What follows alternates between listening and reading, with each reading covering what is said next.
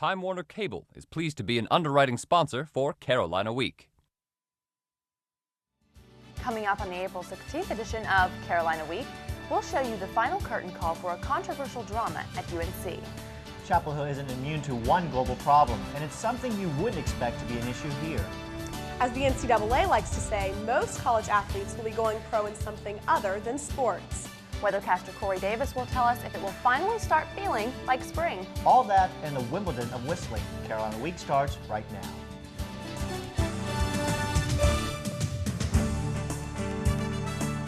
From the James F. Goodman Studio in the School of Journalism and Mass Communication at the University of North Carolina at Chapel Hill, connecting campus and community, this is Carolina Week.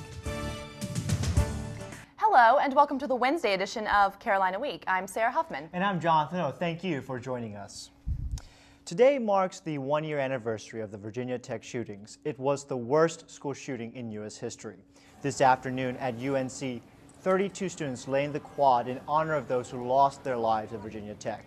With memories of Eve Carson's murder still fresh in the minds of many, the memorial was very heartfelt for the UNC community. Since the shootings, both Virginia Tech and UNC have tightened campus security. During the past few weeks, we've given you a look at the preparation for one of UNC's latest theater productions. Carly Swain returns with a look at how the community reacted to a play that came during a time of campus-wide grief. The company of Dead Man Walking was caught in a whirlwind of emotion, conflict, and hesitation about the work they were doing this weekend, presenting a play about capital punishment to a community in mourning.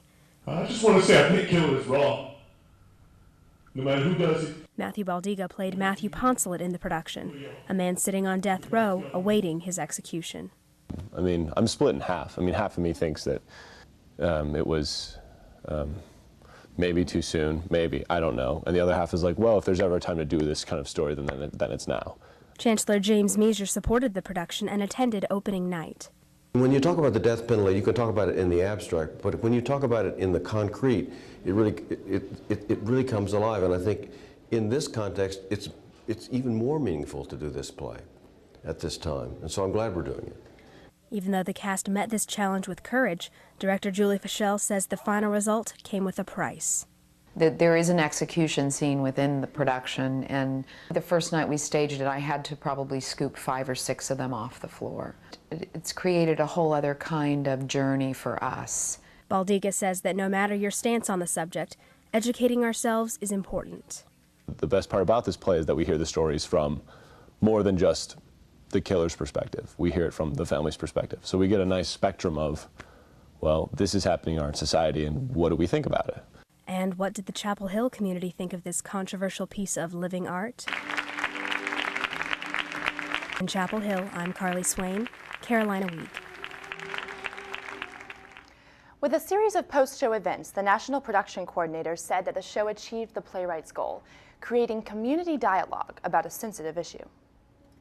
Each year, the university recognizes Carolina's best and brightest during the Chancellor's Awards ceremony. Friends and family gathered in the Great Hall in celebration of their loved ones' accomplishments this afternoon. Chancellor James Measure and Bernadette Gray Little presented the awards to the various recipients. In a touching moment, faculty awarded Eve Carson the Irene F. Lee Award for the woman judged most outstanding in leadership, character, and scholarship in the senior class. Her friend Priyanka Rao accepted the award on her behalf. That's the last such ceremony for James Measure. He's stepping down as chancellor at the end of June. The committee charged with finding his replacement met in closed session this afternoon following this very brief open meeting.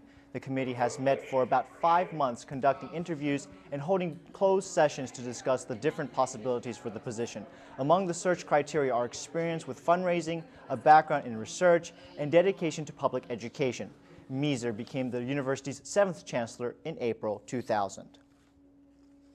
Elizabeth Edwards is no stranger to Carolina. She spoke Tuesday in Carroll Hall as part of a lecture series presented by Student Government. Students and faculty members packed into the auditorium to listen to Mrs. Edwards talk about her experiences at Carolina. What about Albania? Albania? Topics ranged from the Vietnam War to segregation and even the men's basketball team. For one night, onlookers traveled through chapters of Edwards' life at UNC, which Danny Randolph found to be filled with sincerity and positive lessons. It was clear that Mrs. Edwards was really speaking, from her heart. I think she feels a real sense of a community here, a real sense of connection to this campus. After the lecture, students met Mrs. Edwards and asked questions for about half an hour. Even when Barack Obama isn't in North Carolina, surrogates are working the slate. People participated in house parties across the state Tuesday night, like this one in Durham. They had a chance to listen to Obama's economic plan for North Carolina, which included a middle-class tax cut, a $10 billion foreclosure prevention fund, and tax credit for college education. People were also able to email their questions during the call. And in case you missed it Monday, we want to let you know one more time that one-stop early voting for the May 6th Democratic primary starts tomorrow and goes until May 3rd. You can vote between classes at the Moorhead Planetarium. Be sure to bring a photo ID. Knowledge is a powerful thing. When you learn about a problem, do you just sit there or do you do something about it? Those who've learned about the horrors of sex trafficking say it's impossible not to. The extent of the horror of what these victims have suffered, you're impelled to really make sure that something is in place to stop this. State Senator Ellie Kinnaird backed 2 statutes in the past few years, one to make sex trafficking illegal in North Carolina and another to train police officers how to combat trafficking. But who would expect North Carolina to be so involved in the sex trafficking industry, let alone the quiet college town of Chapel Hill? As if proof that the issue needs to be addressed locally, Carolina Women's Center hosted a conference recently to spread awareness about sex trafficking in the area. Once we can start raising awareness, then we can start quantifying it. We really need to generate some research to know how much of a problem it is here. In order to get that research, the most important thing is to get the information to the public.